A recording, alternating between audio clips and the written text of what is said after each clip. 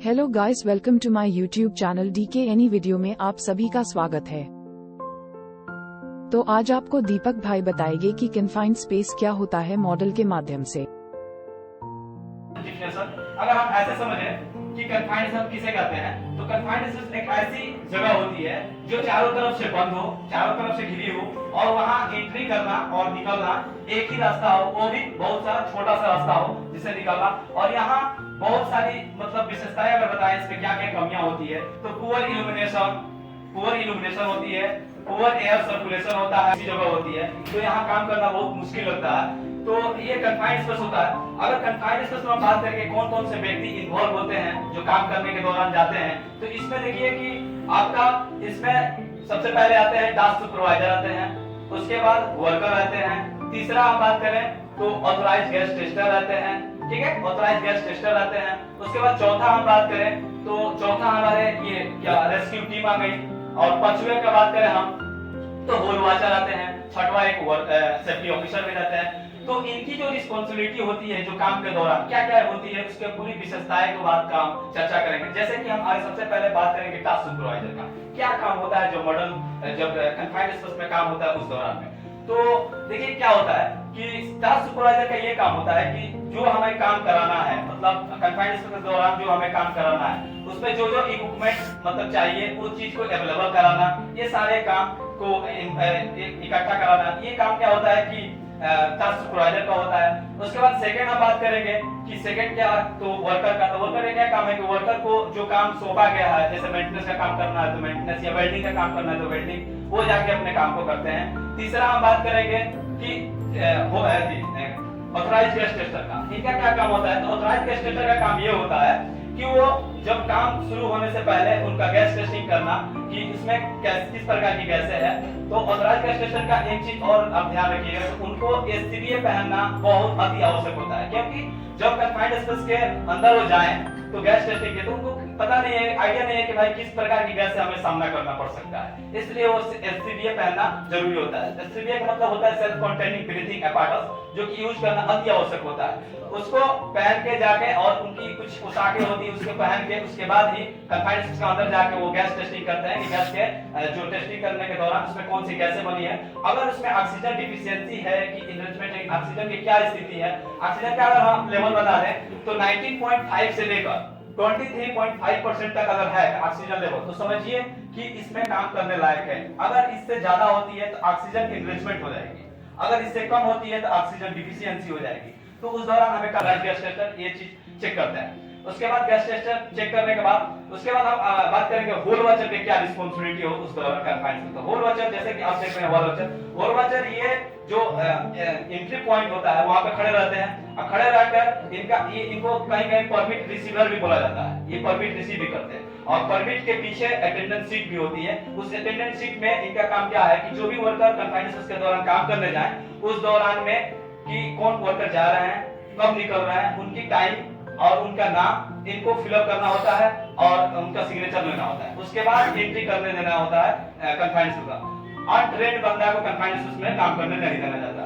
दूसरी बात हम करेंगे कि इनका दूसरा रिस्पांसिबिलिटी क्या होती है, तो दूसरा रिस्पांसिबिलिटी ये होती है कि जब कन्फाइंड स्पेस का काम चल रहा हो तो किसी अन्य व्यक्ति को एंट्री करने ना देना और इनका कम्युनिकेशन बनाए रखना। जैसे कि जो वर्कर काम करने गए हैं उनसे कम्युनिकेट करते रहना। अब वॉकी टॉकी के माध्यम से, जैसे कि आपको दिखा है, वॉकी टॉकी के माध्यम से भी बात कर सकते हैं, या फिर इसमें कोई हम अलार्म सिस्टम लगा दें जिससे कि वो बजा के बता सकते हैं कि हाँ इस परिस्थिति में है, ये दिक्कत है, जो भी बताना हो। या पामिक अलार्म भी यूज करते हैं, जैसे कि आपको दिखा है पामिक अलार्म कुछ इस प्रकार होती है, ये पामिक अलार्म भी यूज कर सकते हैं, ठीक है, पामिक अलार्म भी यूज कर सकते हैं। इसके बाद हम बात करें पामिक अलार्म के बाद कि होल वॉचर की क्या स्थिति होती है, तीसरी क्या होती है। तो होल वॉचर जब तक काम चल रहा हो उस दौरान होल वॉचर को वहां से हटना उचित नहीं होता है, नहीं हटना चाहिए। अगर कोई मान लीजिए कि कभी 8 घंटा लगता है अगर काम चल रहा है, भाई तो मान लीजिए 8 घंटा तो लगता है तो खड़ा नहीं रह सकते हैं, तो इसलिए उनको कहीं सुसु जाना हो तो वो क्या करेंगे, अपने से ऑथराइज व्यक्ति को वहां खड़ा करेंगे, जैसे कि सुपरवाइजर को ही मान लीजिए, वहां खड़ा करके उसके बाद ही कुछ क्षण के लिए वहां से हटेंगे, फिर आके वो अपने काम के लिए खड़े रहेंगे। अब देखिए होल वॉचर की चौथी रिस्पांसिबिलिटी हम बताते हैं कि चौथी रिस्पांसिबिलिटी क्या होती है कि ये जो कम्युनिकेट करते हैं उस दौरान में होल वॉचर की लैंग्वेज और वर्कर की लैंग्वेज सेम होनी चाहिए। लैंग्वेज में डिफेक्ट होता है तो दिक्कतें होती है। जैसे कि मान लीजिए वर्कर काम करने गए वो हिंदी बोल रहे हैं और होल वॉचर हमारा इंग्लिश समझता है, तो इनकी जो कम्युनिकेशन है वो थोड़ी सी गड़बड़ हो जाएगी। सेम लैंग्वेज का भी व्यक्ति को रखना होल वॉचर में जरूरी होता है, ये चीज का मायने रखता है। उसके बाद हम बात करेंगे रेस्क्यू टीम की। रेस्क्यू टीम की क्या विशेषताएं होती है इस दौरान, काम के दौरान? तो रेस्क्यू टीम के ये काम होता है कि कोई बाई द वे कोई फॉल्ट आ जाए, जैसे कि कंफाइंड में किसी प्रकार की हैजार्ड्स उत्पन्न हो जाए, तो वर्कर अगर बेहोश हो जाते हैं तो उनको रेस्क्यू करना है, निकालना है, तो कैसे निकालेंगे? तो उसके लिए रेस्क्यू टीम चाहिए। तो रेस्क्यू टीम अपनी आती है तो अपने पोशाक के साथ साथ एक एक्स्ट्रा एससीबीए भी लेते जाती है कि वर्कर जो बेहोश है उसको एससीबीए लगा दें, सेल्फ कंटेनिंग ब्रीथिंग apparatus लगा के उसको निकालने के लिए। और क्या होता है कि एक आपको बताया तो रेस्क्यू स्ट्रक्चर भी यूज किया जाता है, ठीक है। रेस्क्यू स्ट्रक्चर के माध्यम से वर्कर को उस पर सुला के लॉक करके और उसके बाद हम लैंडियाज के माध्यम से या इस माध्यम से हम निकाल सकते हैं। इसको हम बोलते हैं विंच, या आपको इसको ये बोल भी सकते हैं हैंड विंच भी बोल सकते हैं, या आप इसको जैसे कि देखिए वर्कर कैसे इस तरह से निकलते हैं, आपको हम दिखाएं। 1 मिनट थोड़ा सा मिस्टेक, या ये जो ट्राइपॉड के सहारे निकल रहे हैं, ट्राइपॉड्स के द्वारा ऐसे देखिए वर्कर निकल रहे हैं, ठीक है। तो ऐसे कुछ विंच के द्वारा इसको निकालने के काम आ जाता है। तो ये रेस्क्यू टीम के लिए बहुत जरूरी होती है वर्कर को निकालने के लिए। एक चीज और हम होल वॉचर की बात बता दें कि होल वॉचर जो होते हैं उस दौरान में ये तो इसके बाद हम बात करेंगे और ये तो रेस्क्यू टीम की बात बता दी है कि रेस्क्यू टीम को फर्स्ट एड की भी कुछ जानकारियां होती है। जैसे कि मान लीजिए कोई वर्कर बेहोश हो गया तो उनको फर्स्ट एड के ट्रीटमेंट जो देना होता है वो दे सकते हैं। फर्स्ट एड बहुत जरूरी होता है। First aid is the initial assistant और treatment given a casualty for any injury. जो भी वर्कर अगर सबसे पहले गिरते हैं, अगर उनको फर्स्ट एड देने से अगर वो उनकी जान में कुछ राहत आ सकती है तो first aid is most important. अगर फर्स्ट एड देने के बाद भी वर्कर को ये लगता है कि नहीं इनको हॉस्पिटल भेजना ही, ट्रांसपोर्ट करना ही पड़ेगा क्योंकि इनकी जो स्थिति है थोड़ा दयनीय है, तो हम एम्बुलेंस के सहारे उनको तुरंत भेजेंगे या फिर अपने जो पर्सनल गाड़ी है एक रखेंगे इमरजेंसी में, उसके द्वारा हम उनको ट्रांसपोर्ट कर सकते हैं हॉस्पिटल वगैरह में। उसके बाद जैसे कि उसके बाद हम बात करें कि इसमें परमिट की जो हम बात की कि परमिट रिसीवर होल वॉचर का परमिट रिसीवर काम करते हैं। कंफाइंड स्पेस में काम के दौरान परमिट सबसे मोस्ट इंपोर्टेंट है। परमिट अगर नहीं है तो समझिए कि एंट्री करना नहीं है कंफाइंड स्पेस में।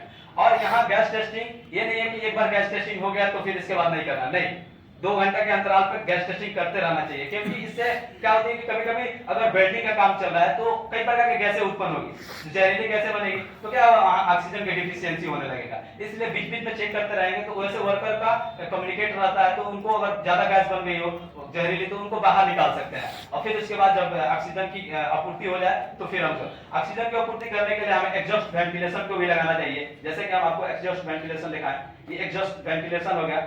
इसमें क्या होता है कि ये ऑक्सीजन एनवायरमेंटल में सही ऑक्सीजन जो शुद्ध ऑक्सीजन होता है उसको लेता है और अंदर भेजता है और उधर की जो गंदी हवाएं होती है उसको बाहर निकालता है। एग्जॉस्ट वेंटिलेशन का कुछ इस प्रकार काम होता है।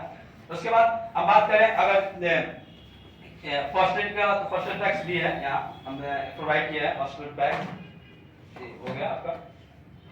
उसके बाद हम बात करें कि हम रेस्क्यू टीम के लिए हमें क्या क्या इक्विपमेंट होना अति आवश्यक है। तो रेस्क्यू ये स्ट्रक्चर हो गया, फर्स्ट एड होना चाहिए, ओकी टोकी का व्यवस्था होना चाहिए, उसके बाद इमरजेंसी अलार्म की भी व्यवस्था होनी चाहिए, फुल बॉडी हार्नेस की और एससीबीए की वहाँ व्यवस्था होनी चाहिए। ये सारी चीजें वहाँ अरेंजमेंट होनी चाहिए। एससीबीए जो दिखाएं ऐसे कुछ एससीबीए का आकृति कुछ इस प्रकार होता है, सेल्फ कंटेनिंग ब्रीथिंग apparatus का कुछ इस प्रकार होता है जो कि उनको शुद्ध ऑक्सीजन देते हैं। शॉर्ट मॉडल्स का प्रेजेंटेशन एंड उम्मीद है कि मेरी सारी बातें आप सभी को पसंद आई होगी।